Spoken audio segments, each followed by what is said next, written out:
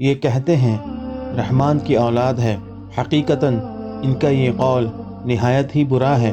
بہت ممکن ہے کہ اس سے آسمان پھٹ جائے، زمین شک ہو جائے، پہاڑ چورا چورا ہو جائیں کہ یہ رحمان کی اولاد ٹھہرا رہے ہیں، حالانکہ اللہ کو یہ کسی طرح لائق ہی نہیں۔ زمین و آسمان کی کل مخلوق اس کی غلام ہے، سب اس کے شمار میں ہیں اور گنتی میں، اور ایک ایک اس کے سامنے قیامت کے دن تنہا پیش ہونے والا ہے۔ الحمدللہ رب العالمین والصلاة والسلام علی نبینا محمد خاتم الانبیاء و سید المرسلین وعلی آلہ وصحبہ اجمعین، اما بعد۔ رب اشرح لی صدری ویسر لی امری واحلل عقدۃ من لسانی یفقہوا قولی۔ السلام علیکم ورحمۃ اللہ وبرکاتہ۔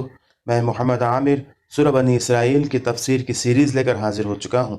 انشاءاللہ آج آیت نمبر 40 کی تفسیر ہم پڑھیں گے۔ آئیے اس تفسیر کی شروعات کرتے ہیں تلاوت کلام پاک سے۔ اعوذ باللہ من الشیطان الرجیم، بسم اللہ الرحمن الرحیم۔ افاصفاکم ربکم بالبنین واتخذ من الملائکة اناثا انکم لتقولون قولا عظیما۔ تو کیا تمہارے رب نے تم کو بیٹوں کے ساتھ خاص کیا ہے اور خود فرشتوں کو اپنی بیٹیاں بنائی ہیں؟ بے شک تم بڑی سخت بات کہتے ہو۔ اس آیت میں مشرکین کی ایک بیہودہ خرافاتی فکر کی طرف اشارہ کرتے ہوئے ان کے پائے منطق اور سطح فکر کو واضح کیا گیا ہے۔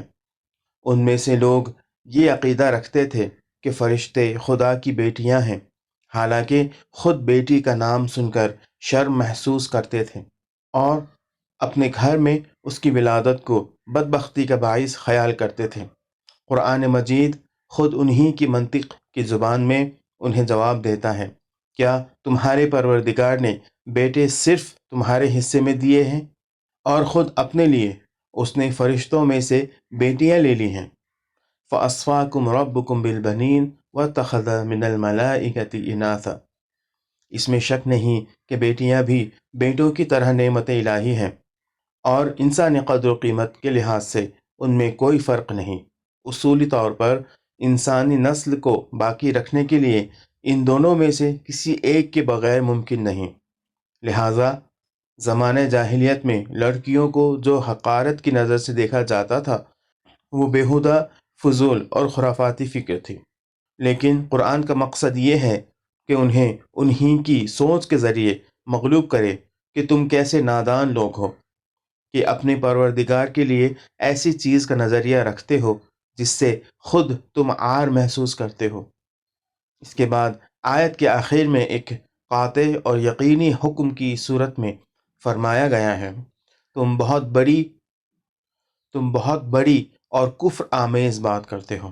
انکم لتقولون قولا عظیما، ایسی بات جو کسی اچھی سوچ سے مناسبت نہیں رکھتی اور کئی حوالوں سے بے بنیاد ہے۔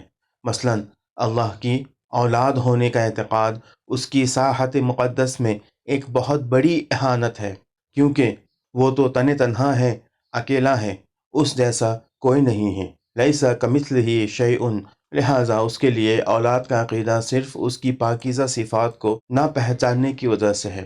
دوسری بات یہ کہ تم اللہ کی ساری اولاد بیٹیوں میں منحصر کیوں سمجھتے ہو، جبکہ تم لوگ خود بیٹیوں کے لیے بہت ہی کم قدر منزلت کے قائل ہو۔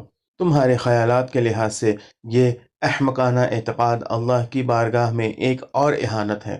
تیسری مثال، ان تمام باتوں سے قطع نظر یہ عقیدہ اللہ تعالیٰ کے فرشتوں کے مقام کی بھی توہین ہے، جبکہ وہ فرمان حق پر قائم ہیں اور مقرب بارگاہ الہی ہیں۔ ان امور کی جانب توجہ سے اچھی طرح واضح ہو جاتا ہے کہ یہ بات ایک بہت بڑی بات ہے، واقعات سے انحراف کے لحاظ سے بڑی ہے کہ تم معصوم بیٹیوں کی تحقیر و تذلیل کرتے ہو اور ان کے احترام میں کمی کرتے ہو۔ آج کے لیے اتنا ہی۔ اللہ رب العزت سے دعا ہے کہ اللہ تعالی ہمیں بھی بیٹوں اور بیٹیوں میں فرق نہ کرنے اور ان پرورش کما حقہ کرنے کی توفیق عطا فرمائے، آمین۔ وآخر دعوانا ان الحمد للہ رب العالمین۔ السلام علیکم ورحمۃ اللہ وبرکاتہ۔